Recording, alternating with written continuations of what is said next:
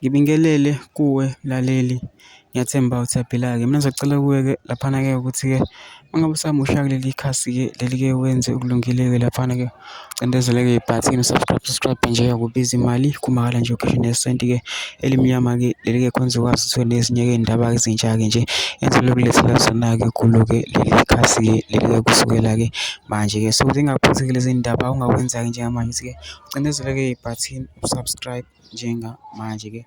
Udaba kulethele lona namhlanje lithi-ke i-ANC na-ke idaba kulethele lona namhlanje lithi owe-DA laphana-ke useveze-ke okushaqisayo-ke laphana-ke ethi i-ANC ayethembekile-ke kusho-ke owe-DA.